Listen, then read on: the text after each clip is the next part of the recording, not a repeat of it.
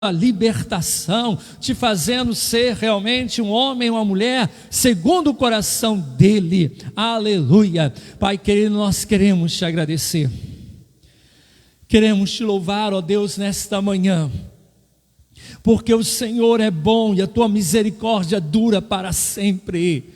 E se nós estamos aqui é porque a tua misericórdia esteve sobre a nossa vida. Queremos, ó Deus, te agradecer. Queremos te louvar, ó Deus eterno, nesta manhã.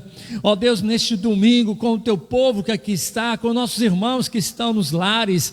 Ó Deus, queremos te bendizer, ó Deus, por tantos que foram salvos. Ó Deus, e ainda te suplicar a misericórdia para com aqueles que, ó Deus, estão, ó Deus, espiritualmente necessitando de um avivamento. Ó Deus, nós te pedimos nesses tempos, ó Deus, que venha um avivamento do Senhor sobre a igreja, que venha um avivamento, Pai. Dá-nos, ó Deus querido, uma oportunidade, aquela brecha necessária, onde vem um avivamento glorioso do Senhor sobre a igreja, em nome de Jesus, ó Deus, que venha aquele momento, ó Deus eterno, onde a igreja tenha assim, ó Deus querido, oportunidade de pregar a tua palavra em todos os lugares e de ganharmos almas como nunca antes ganhamos, em nome de Jesus. Leva, Senhor da glória, a tua igreja ter fome e sede de ti, fome e sede do teu amor e da tua palavra, e traz fome e sede, ó Deus, neste mundo, que o mundo venha ter fome e sede, em nome de Jesus, para buscar, ó Pai, buscar em ti a verdade, e sermos por ti transformados, em o nome de Jesus, ó Deus. Abençoa-nos, ó Deus eterno, e guarda-nos, ó Deus, de todo o mal, ó Deus. Continue, ó Deus, avivando, ó Deus, também a nossa família. Aviva os que estão, ó Deus querido, ó Pai, sem te buscar, que não estão conseguindo te buscar. Pai, nós pedimos a ti nesse período de campanha de Pentecoste, que o Senhor venha estar trazendo este renovo no nosso coração e nossa vida, em nome de Jesus. Amém. Aleluia. Abra a sua Bíblia no livro de Deuteronômio. Vamos começar hoje em Deuteronômio, mas temos outros textos aí importantes. Deuteronômio capítulo 32. Temos outros textos aí importantíssimos. Nós estamos falando nesses últimos dias e nesse período de campanha Pentecoste. Irmãos, nós estamos numa campanha Pentecoste. 50 dias de oração. Sabe o que é isso? 50 dias de busca, 50 dias de adoração a Deus, 50 dias de clamor, com jejuns, onde você pode jejuar pelo menos 3 dias por semana, totalizando 21 dias, ok? 3 dias por semana, você coloque-se na presença de Deus em jejum durante todo esse período, 21 dias. Se você ainda não começou o seu jejum, comece o seu jejum. Se você não começou o seu momento de oração, faça com Deus o seu propósito, o seu horário de oração, clame a Deus até o dia 23 de maio, estamos em campanha Pentecostes. Todos encontraram? Deuteronômio 32, Deuteronômio 32, a partir do versículo 1 mesmo. Inclinai os ouvidos, ó céus, e falarei. Ouça a terra as palavras da minha boca, goteja a minha doutrina como a chuva, destile a minha palavra como orvalho, como chuvisco sobre a relva e como gotas de água sobre a erva. Porque proclamarei o nome do Senhor, engrandecei o nosso Deus, eis a rocha. Suas obras são perfeitas, porque todos os seus caminhos são juízo. Deus é fidelidade, e não há nele, diga comigo, não há nele injustiça, ou nenhuma injustiça. é justo e reto, procedem corruptamente contra ele. Já não são seus filhos, e sim suas manchas. É geração perversa e deformada. É assim que recompensas ao Senhor, povo louco e ignorante. Não é Ele teu Pai que te adquiriu, te fez e te estabeleceu? Lembra-te dos dias da antiguidade. Atenta para os anos de geração e gerações. Pergunta a teu pai, e ele te informará. Aos teus irmãos, e ele te dirão. Quando o Altíssimo distribuía as heranças às nações, quando separava os filhos dos homens uns dos outros, fixou os limites dos povos, segundo o número dos filhos de Israel, porque a porção do Senhor é o seu povo. Jacó é a sua herança. Diga comigo, Jacó é a sua herança. Aleluia. Pule um pouco aí, porque não temos condições de ler tudo. Rapidamente, temos que ler algumas coisas mais importantes aí do capítulo.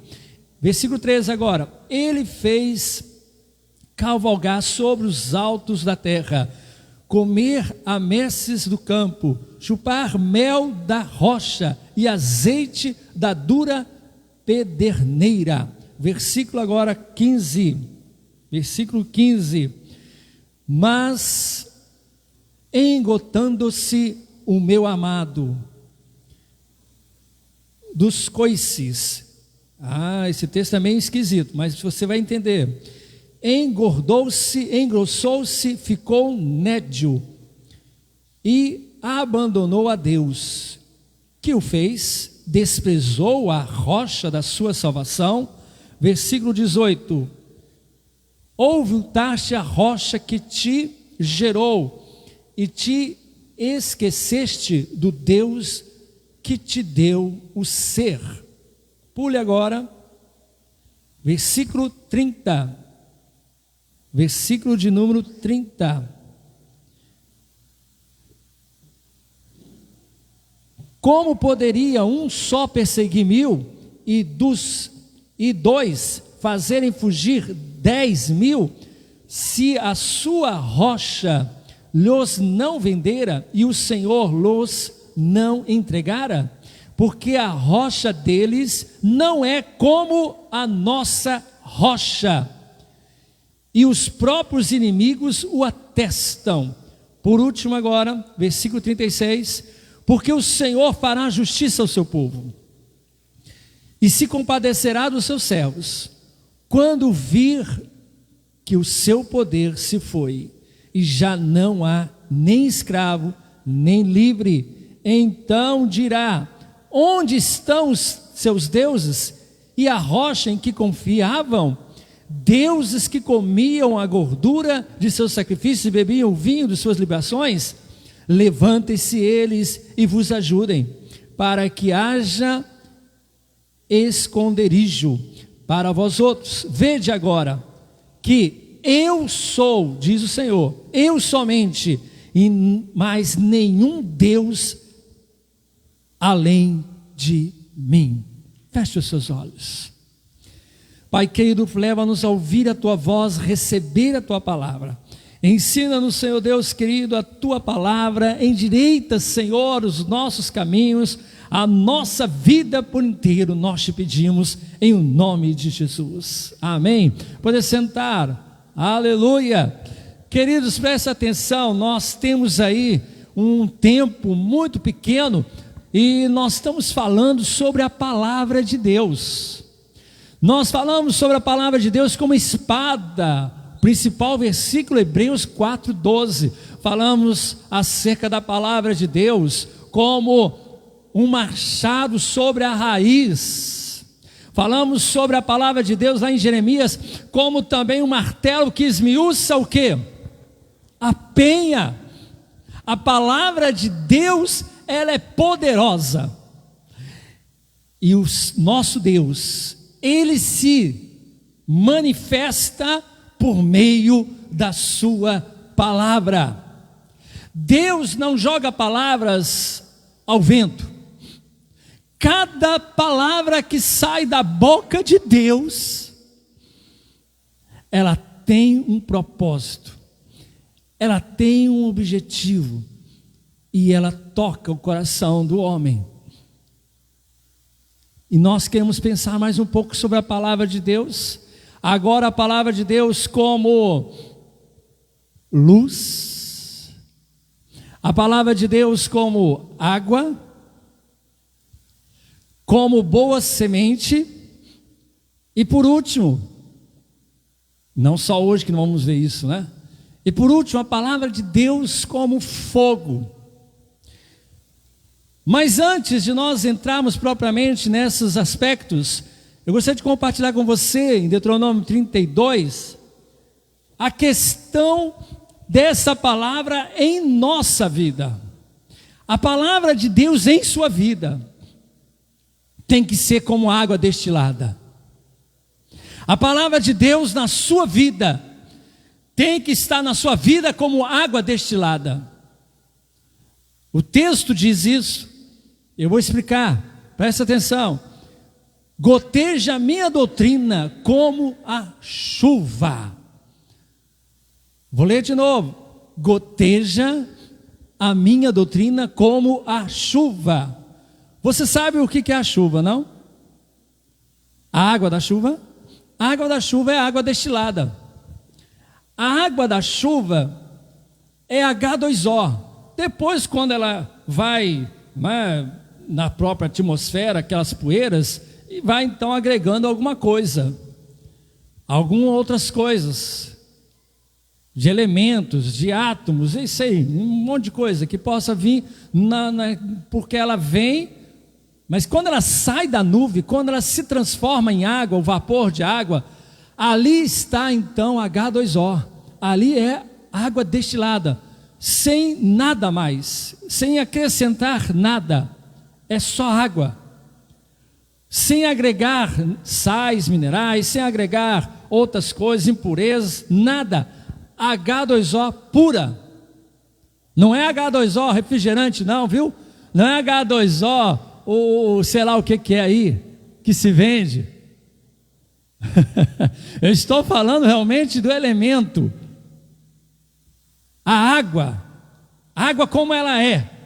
Uma das coisas que eu não entendo, e isso fica para outro dia, é que eu não entendo como é que pode, né? Um hidrogênio com dois átomos de oxigênio virar água.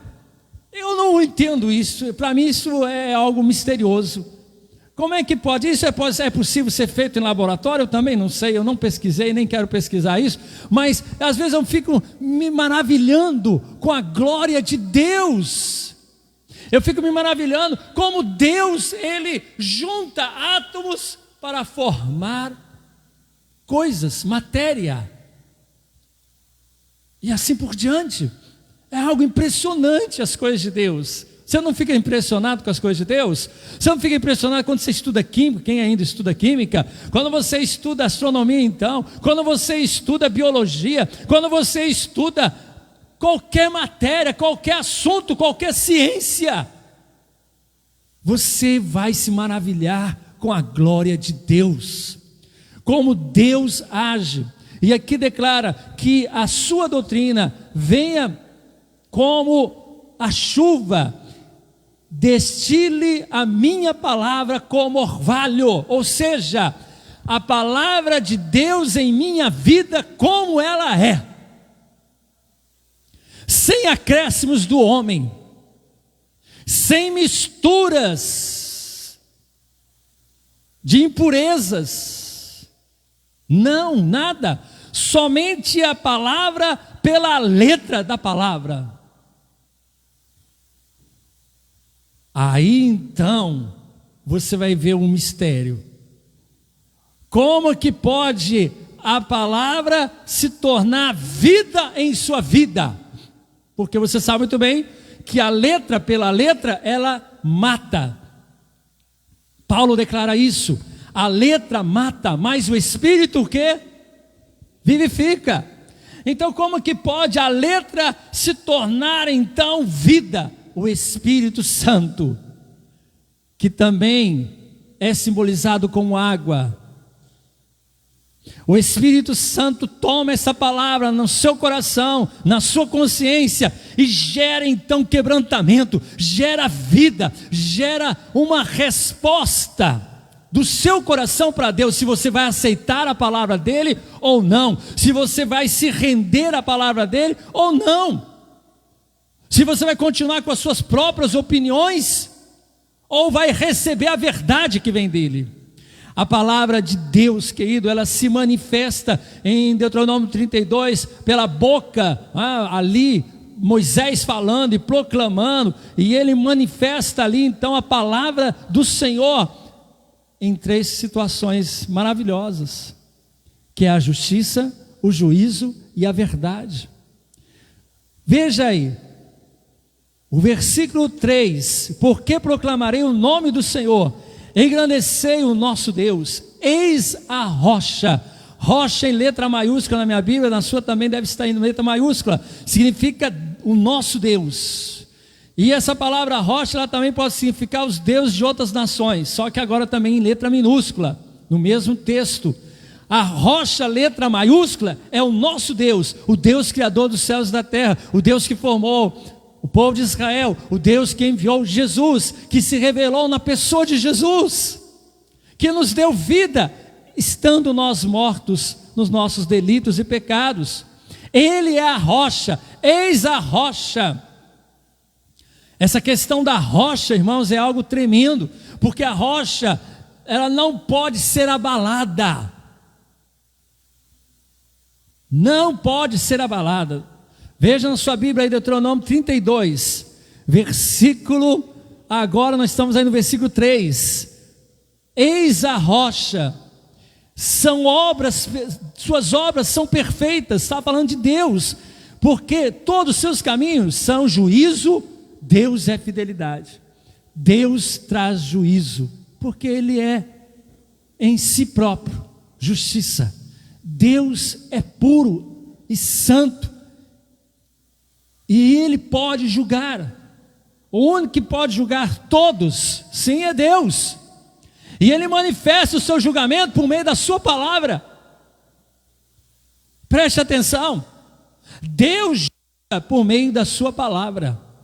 E nós seremos julgados por meio da palavra de Deus. A igreja será julgada por meio da palavra de Deus. Os homens, as nações serão julgados pela palavra de Deus.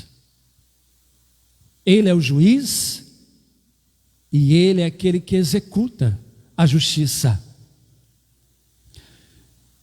Ele é a rocha. 5 vezes você vai ver essa questão referindo-se ao próprio Deus. Rocha, nesse texto, nós vimos aí, eis a rocha, os seus caminhos são perfeitos, ou seja, Deus é perfeito, nele não há injustiça, nele não há imperfeição. O homem é injusto, o homem é imperfeito, o homem se corrompe, e se corrompe também contra Deus. Agora lá no versículo 13, o Senhor aqui está se referindo como Deus que traz a unção, o Deus que traz a alegria, aquele que nos dá a alegria, como um mel alegra o rosto, como o mel traz energia ao corpo, assim o Senhor, Ele é aquele que nos dá a alegria, aquele que nos traz prazer, verdadeira alegria, verdadeiro prazer. Eu não gosto muito de usar mais essa palavra, porque às vezes as pessoas vai para outra coisa, mas não tem nada a ver. A alegria que vem do Senhor, esta é maravilhosa e nos causa êxtase de sentirmos o amor de Deus, ao ponto de toda a tristeza fugir do nosso coração. Quando você sente o amor de Deus, você sente uma enorme alegria, porque alguém tão especial te recebeu, te ama, te aceita, apesar dos apesares de quem nós somos, e Ele tem poder para nos capacitar e receber a sua graça. Aqui diz que vem da rocha azeite, essa rocha é o Senhor. Olha, quantas vezes você já ouviu na Bíblia a questão da rocha? Olhe para mim. Quando o povo de Israel estava caminhando no deserto, não tinha uma rocha que dela saía água?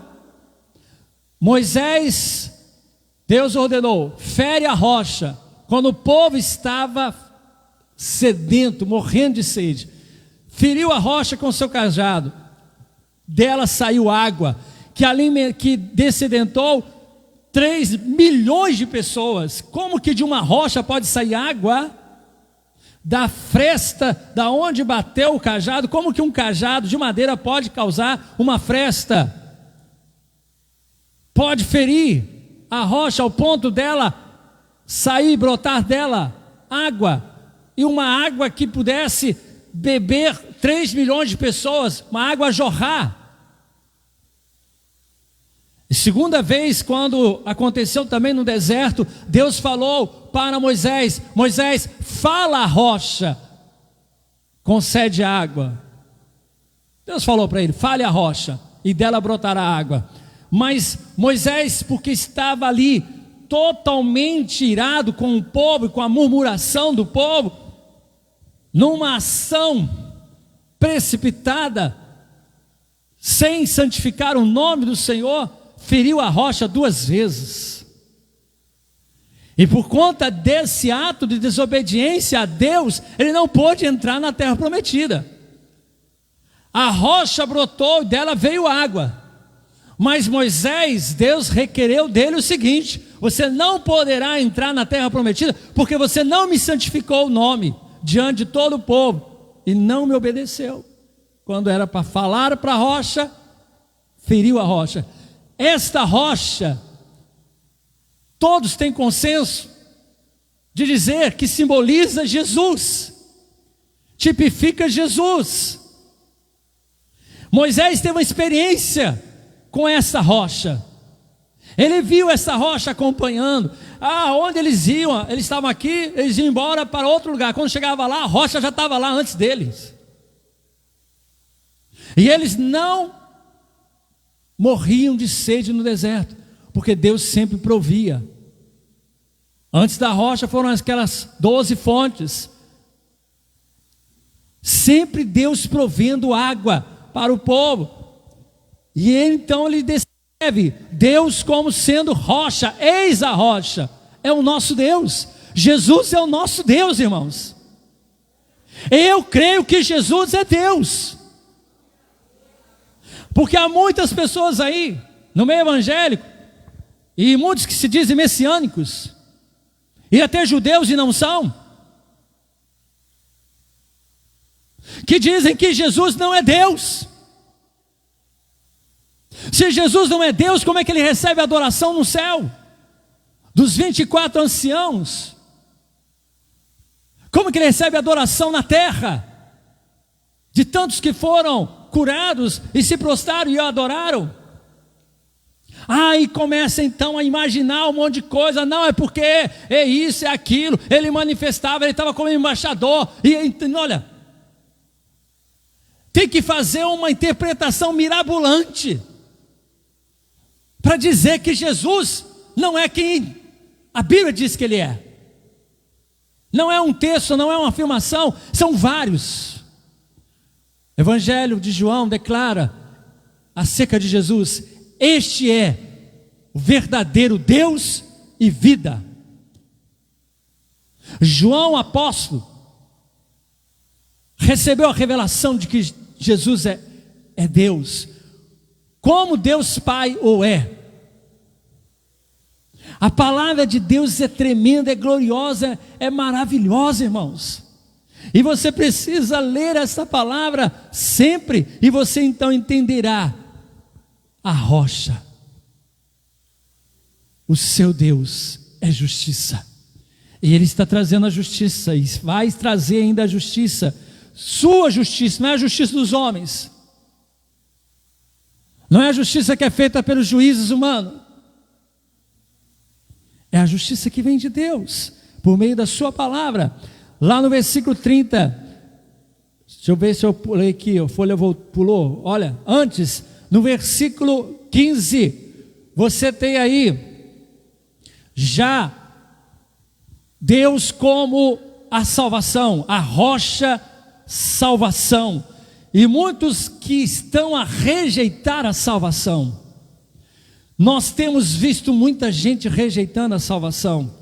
Versículo 15: desprezou a rocha da sua salvação. Deus é salvador, irmãos. Ele tem prazer em salvar. Jesus é o Senhor e Salvador. O Velho Testamento fala de Deus Pai como Salvador. O Novo Testamento fala de Jesus como Salvador. Porque Deus salva, Jesus salva. Deus salva através de Jesus. Os três são um em obras. Os três são um em planos. Os três são um em santidade, em atributos. Ainda sendo três pessoas. Preste atenção no que eu estou te dizendo. Deus se manifesta na pessoa de Jesus. Deus como título. Está entendendo o que eu estou falando? Deus é um título. Vamos dizer assim, Deus é um título. Um título. Tá? O Pai é Deus. Jesus é Deus. O Espírito Santo é Deus. Mas eles são o quê? Três pessoas, tá certo? Olhe para três pessoas que estão perto de você aí. Eu não posso trazer pessoas aqui, então olhe para três pessoas que estão aí. Você e mais duas, né? Olhe para você, mais duas. Três pessoas. Você não é aquela pessoa, nem aquela pessoa é você. Tá certo? No caso é isso mesmo. Três pessoas. Mas os três têm a unidade de serem Deus, a unidade chamada composta. Nós já explicamos isso aqui, mas é sempre bom reexplicar, tá certo? A palavra de Deus, ela se revela, e essa palavra se encarnou. João capítulo 1, versículo 1, declara que o verbo se encarnou, Jesus. No Velho Testamento essa palavra estava sendo ensinada por meio da lei, por meio das coisas, cerimônias da lei, para que as pessoas começassem a entender. Não tem como Deus explicar tudo de vez. Mas muitos rejeitaram a salvação que vem de Deus. O versículo 15 declara sobre isso, a rejeição da salvação. Muitos têm rejeitado. Muitos têm buscado outros deuses. A partir do versículo 16 fala de deuses estranhos. Por isso muitos têm ofendido só aquele que é Deus. Ouve-te a rocha que te gerou, Deus como Criador. E muitos rejeitaram o seu Criador, rejeitaram Deus como Salvador, rejeitaram Deus como Criador, rejeitaram Deus como justiça. Mas o nosso Deus em breve se revelará, em breve se manifestará. Diz o versículo 30 agora, ele vai começar a trazer um confronto, e esse confronto envolve a igreja. Essa guerra envolve a igreja e envolve a palavra de Deus e as outras palavras. A palavra do mundo, a palavra dos homens, as palavras dos sistemas. Há uma guerra de ideias. Há uma guerra de ideias. As ideias dos homens, o que os homens querem neste mundo, os sistemas ideológicos, e aquele que tem toda a perfeição em sua palavra, toda a santidade em sua palavra.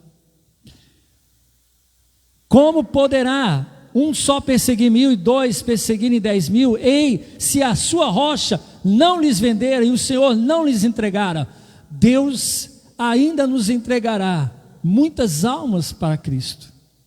Creia nisso, irmãos, muitas vidas vão se converter. Eu não creio que Jesus virá antes que muitas almas hão de se converter. E para que essas vidas se convertam, a igreja tem que deixar os sistemas mundanos. A igreja tem que abandonar os sistemas ideológicos da terra. A igreja tem que renunciar a si próprio. Você tem que renunciar suas opiniões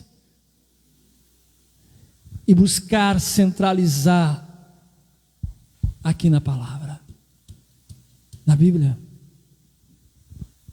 O que Deus me diz acerca disso? O que a Bíblia diz acerca daquilo? Goteja a minha palavra, destila a minha palavra como água, goteja a minha doutrina como a chuva, purifica a minha doutrina, purifica meus pensamentos, para que fique aqui e aqui só a palavra de Deus. Venha tirar, Senhor Deus, as impurezas que estão nas minhas ideias, nos meus pensamentos, nas minhas ações, nas minhas atitudes. Versículo 31, porque a rocha deles não é como a nossa rocha, ou seja, Deus, só Ele é Deus, só o Senhor é Deus, só o Senhor é Deus. Aqui fala justamente Deus como sendo único, a unicidade de Deus. No versículo 30, fala justamente aqui agora do Senhor que irá trazer a justiça por meio da igreja. E olha que responsabilidade. Versículo 36, porque o Senhor fará justiça ao seu povo. Deus tem compromisso com o povo dele. Deus tem compromisso com aquele que é servo dele, compromisso mesmo de trazer a graça dele, a justiça dele, o amor dele, fazer fluir as coisas através da vida daquela pessoa. E por que então o ímpio prospera? Por que fulano prosperam fazendo coisas erradas? Meu irmão, o salmista fala isso. Não tens inveja quando o ímpio prosperar no seu caminho, porque em breve você não o verá mais. Não verá mais. Mas os justos herdarão a terra. E esta palavra, a Bíblia, olhe para a Bíblia. Diga assim: eu quero amar essa palavra. Eu preciso amar essa palavra. Mais do que a minha opinião. Mais do que os outros, do que o que os outros falam. O que os outros falam não é a verdade, mas o que a Bíblia diz é a verdade. Nós precisamos voltar para a palavra, irmãos, para a Bíblia mesmo. E é sobre isso então que nós vamos ver agora. Salmo 119, versículo 105. Lâmpada para os meus pés é a tua palavra, e luz para o quê? Luz para o quê? Luz para os meus caminhos. Lâmpada para os meus pés. Deixa eu ver se é que eu pulei agora, né? Lâmpada para os meus pés é a tua palavra, e luz para o meu caminho. Salmo 119, versículo 105. Você anote aí, grife aí, que você tem que decorar esse versículo. Se você ainda não sabe, lâmpada para os meus pés é a tua palavra, e luz para os meus caminhos. Quem não sabe esse versículo, anote aí agora para decorar. Anote aí. Serviço para Deus, decorar Salmo 119, versículo 105. Quem já sabe de cor, levante a mão. Levante a mão, quem já sabe de cor, bem alto, por favor. Quem já sabe de cor? Ai, meu Deus, bem alto mesmo. Agora, quem não sabe, levante a mão. Quem não sabe, de cor. Então, todos vocês que levantaram agora a mão, decorar. O que é decorar? É guardar no coração. Guardar na mente e no coração. Vamos falar? Fale mesmo. Senão eu vou mandar todo mundo tirar a máscara, se não falar. Vou descumprir aqui o protocolo, mas você vai ter que falar. Se não falar, eu vou mandar tirar a máscara. Vamos lá. Lâmpada para os meus pés é a tua palavra, e luz para o meu caminho. Aleluia. Diga de novo: lâmpada, meus caminhos. Amém. Por que que a Bíblia, a palavra de Deus, é comparada à luz? Porque ela traz entendimento. Primeiramente, entendimento, na sua mente. Entendimento das coisas que estão à sua volta. Clarear as coisas. Como é que você vai andar no escuro? Não tem como. Como é que você vai se guiar no escuro, numa estrada, na escuridão? Como um carro, numa estrada, fazendo uma viagem, um percurso grande, ele vai enxergar as curvas, se ele não tiver ali ligado o quê? O farol. Numa noite escura, daquela sem lua, como? Não tem, não existe. A luz é necessária para que você venha andar em segurança, para que você venha seguir os seus caminhos em segurança, sabendo para onde você está indo, sem tropeçar, sem cair no despenhadeiro.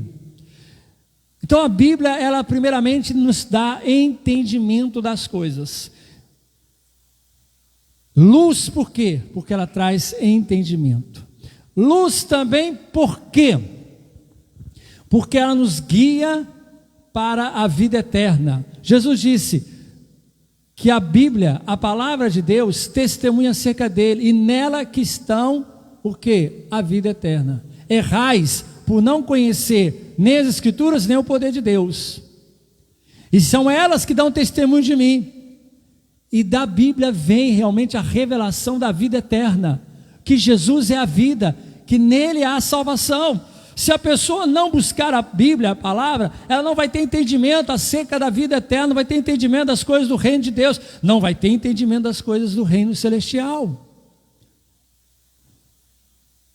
Como você tem lido a Bíblia nesse período de pandemia? Como você tem buscado a Bíblia? Eu e você precisamos. Nós precisamos nos arrepender, pedir perdão.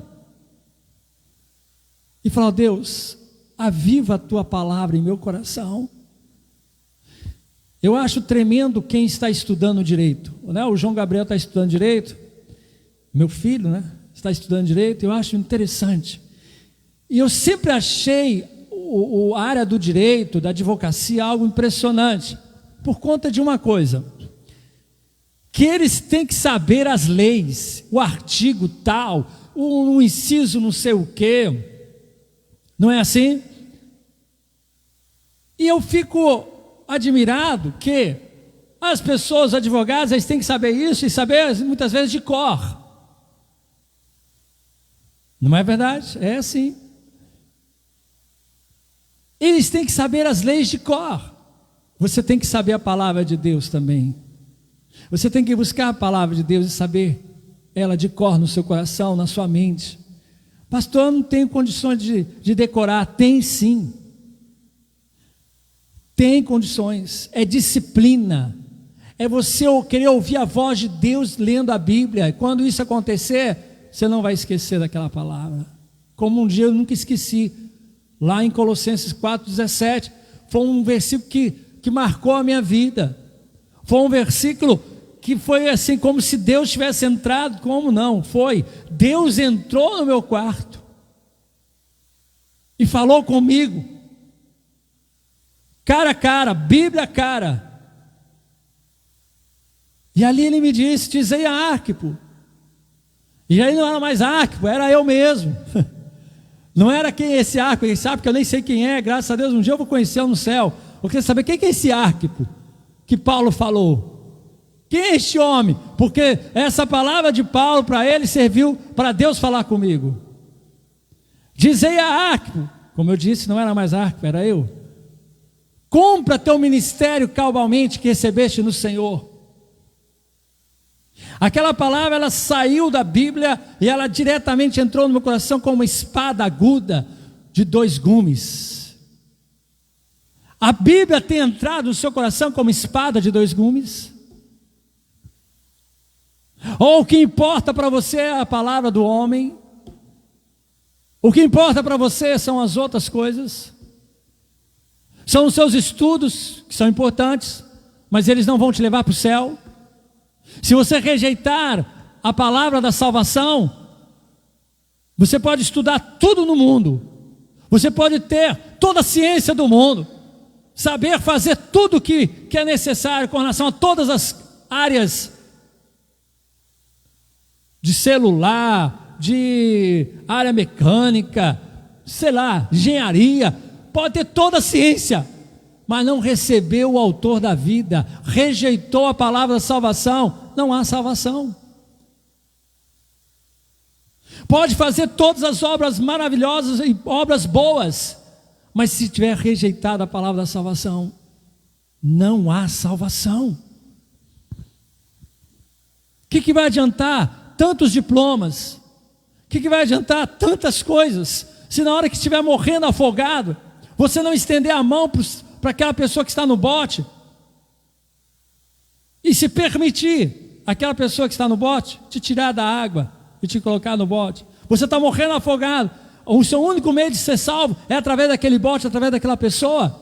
Se você rejeitar aquele bote, rejeitar aquela pessoa, estendendo a mão, você vai morrer afogado.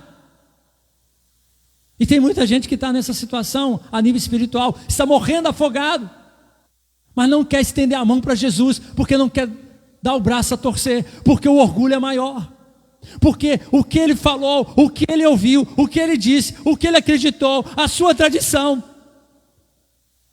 ele não quer abandonar. Os seus costumes, o seu amor ao mundo, ele não quer abandonar. Ele não quer abandonar seu jeito de ser. Ele acha que isso é difícil, mas então é melhor morrer afogado? A palavra da salvação é única, não tem outra. E quem rejeita essa palavra perde o único meio de ser salvo.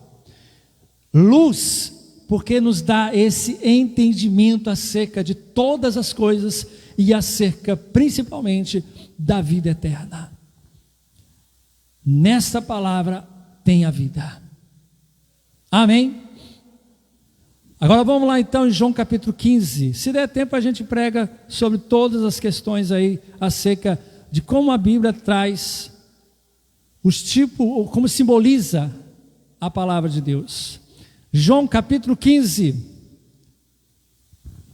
Eu esqueci de falar uma coisa sobre a questão da luz. Muito, muito interessante. Pode deixar aberto aí em João 15. Você sabe que a luz que você enxerga, a luz visível, não é toda a luz, né? Então eu vou te explicar agora que a luz, ela tem dentro de um espectro várias camadas, o foto de luz, né? Várias manifestações, vou dizer dessa forma. Você tem lá do início a ultravioleta, começa lá com a luz ultravioleta que você não enxerga, aí passa por micro-ondas. Micro-ondas também é uma luz, não é um aparelho micro-ondas, ele usa o micro-ondas, mas ele é uma manifestação da luz. A luz visível é em torno aí, vamos dizer que 20%, o que você enxerga de luz é 20%. O resto tudo você não enxerga, que é dentro do espectro da luz. Está entendendo? E essas manifestações da luz também, elas estão aí. E elas são também, podem ser até perigosas, como os raios UV.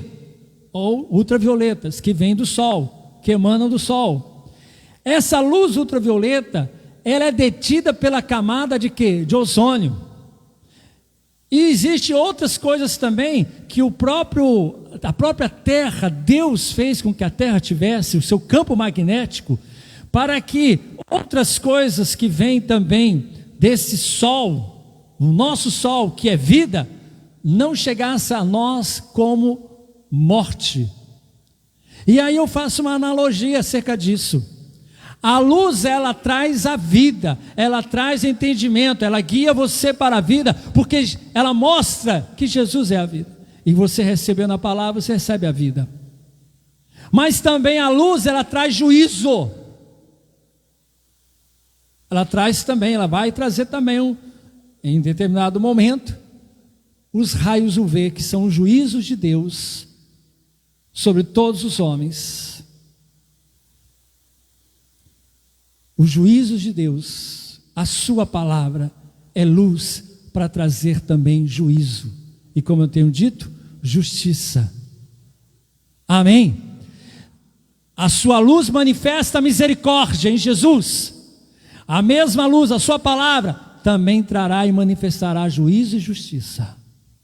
Tudo isso no aspecto da luz. Tá bom? Vamos lá então, João 15. João capítulo 15 agora, na simbologia da água. A palavra de Deus também é água. Por que água? Porque a água, ela purifica, ela limpa. Nada é limpo, ou quase nada é limpo sem água. Oh, mas até no álcool tem água, né? Então pronto. Tudo tem que ser limpo com água, pode ser outro produto, tem esse negócio de limpa seca, eu não sei como é que é não, irmãos, mas tudo normalmente se limpa com água, e o coração também é limpo com a água que é a palavra de Deus. A sua mente é limpa com a água, que é a palavra de Deus. Achou aí João capítulo 15? Aleluia! João capítulo 15, eu sou a videira verdadeira e vós sois os... eu pulei. Eu sou a videira verdadeira, meu pai é o agricultor. Todo ramo que estando em mim não der fruto, ele o corta. E todo que dá fruto, limpa, para que produza o quê? Mais frutos ainda. Vós já estáis limpo pelo quê? Pela palavra que eu vos tenho falado. Vós já estáis limpo pela palavra que eu tenho falado. Então a palavra do Senhor Jesus limpou os discípulos, todos, menos um. Qual o único que não foi limpo pela palavra de Jesus, porque não se deixou ser limpo por essa palavra? Judas, porque foi justamente isso. Capítulo 13 aí.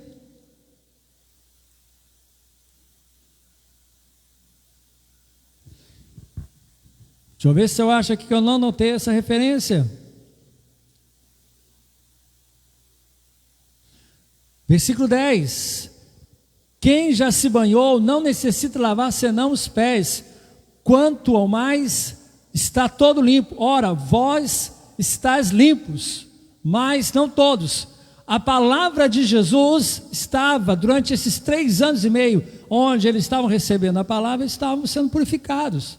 Estavam sendo limpos pela palavra, durante 3 anos e meio recebendo a Bíblia ali, né? A palavra em pessoa, a palavra encarnada, e essa palavra estava limpando eles, de todo o tradicionalismo judaico, de todas as interpretações erradas do Velho Testamento, e ensinando-os a verdade.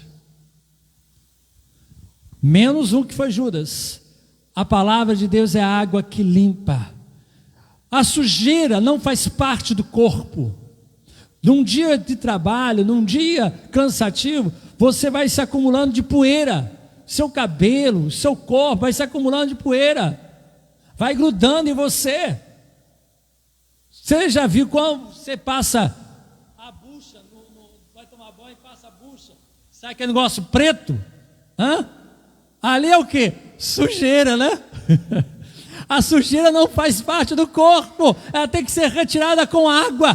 A sujeira do pecado, a sujeira do mundo não faz parte do cristão, ela tem que ser retirada com a palavra de Deus, que purifica. Todos os dias você tem contato com as ideias do mundo, você tem contato com as palavras do mundo, com os pensamentos que vêm na sua mente, que não são de Deus. Você tem que ser limpo pela palavra todos os dias, limpo pela água. A água vai carregar e vai levar embora essa sujeira toda, para que você fique limpo e possa descansar na sua caminha, deitar no colo de Jesus e descansar ali tranquilamente. Amém. Água como palavra, água é a palavra de Deus, a palavra como água, porque a água tem essa propriedade e ela é essencial para se limpar. Água também é necessário para matar a sede. Matar a sede. E esta Bíblia, ela também tem poder de te dessedentar. Ela traz ao seu coração saciedade, consolo. Ela renova a vida dentro de você. Beba desta água. Dá-me desta água, disse lá a mulher samaritana. Dá-me desta água que o Senhor tem para dar, que se fará nele uma fonte a jorrar. Porque ela entendeu que Jesus estava mostrando para ela um caminho novo. E ela queria ainda que não entendesse que o que Jesus estava querendo dar a ela não era algo físico, era algo espiritual. E aí ela então pediu, comecei a entender direito. E ele começou então a trabalhar na vida dela. Chama teu marido. E ela disse, Senhor, eu não tenho marido. Jesus novamente disse para ela, disseste bem, não tem marido, porque já tivesse 5, e este que está contigo agora não é teu marido. E ela logicamente se quebranta, começa a se quebrantar. Jesus revela para ela toda a sua vida.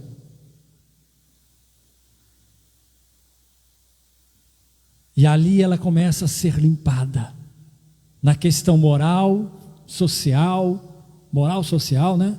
Nas questões também de adoração, Jesus orienta, nas questões do Messias, como que o Messias viria, quando que ele viria, quem era, e Jesus se revela àquela mulher, uma mulher samaritana. Por que Jesus escolheu um samaritano, e no caso também uma mulher?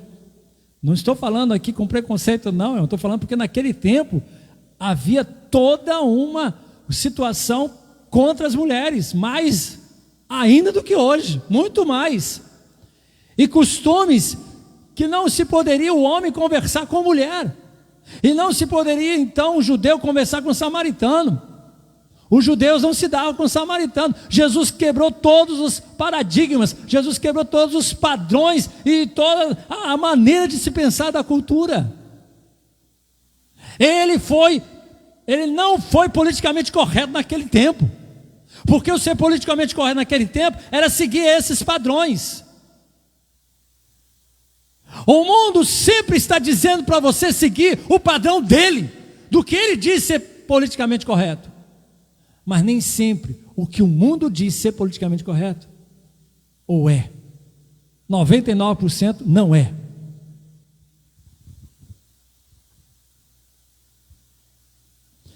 Jesus não foi politicamente correto naquele tempo. E Jesus, querido, amou aqueles a quem o mundo estava rejeitando. E aí você então vê que aquela mulher teve uma mudança tremenda, teve uma mudança tão radical, que ela esqueceu até os cântaros de água, e aquela água que ela precisava, e saiu correndo para falar para todo mundo, para falar para todas as pessoas acerca de Jesus, e que Jesus deveria ser o Messias, cheia de ânimo, cheia de alegria. Coisa maravilhosa, irmãos. Jesus, ele limpa, ele purifica, e essa palavra também tem poder para purificar e limpar seu coração. Feche os seus olhos, em nome de Jesus. Aonde está? Onde você está precisando de ser purificado?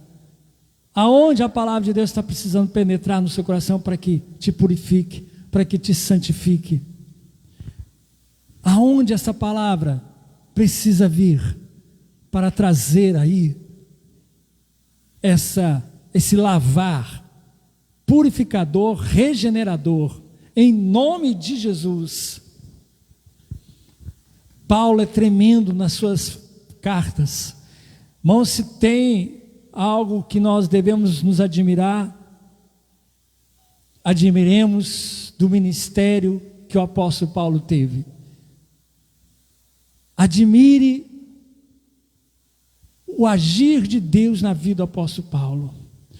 Admire o como este homem seguiu de perto Jesus, seguiu de perto a doutrina de Jesus, não de longe. Como Paulo viveu Jesus, ao ponto de ele poder dizer e as pessoas confirmarem: eu sou imitador de Cristo, sede meus imitadores, como eu sou de Cristo. Será que hoje, ou em algum tempo, existiu outro homem que tinha ousadia, honestidade e a verdade de dizer isso? Não sei, enganação? Paulo não era enganador, ele era verdadeiro, e ele disse isso com verdade: sede meus imitadores, como eu sou de Cristo. E ele não só imitou o seu Senhor nas ações, como também nas palavras. Paulo, de fato, inspirado por Deus, declara assim, que o Espírito Santo vivificará essa palavra em seu coração, que essa palavra é poderosa para te transformar.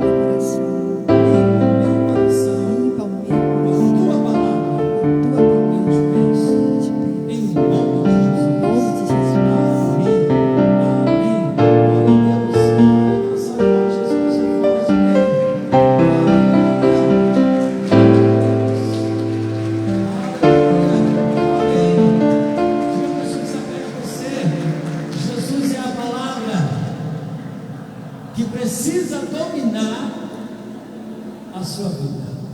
Amém? Olha, irmãos, essa palavra nos guia.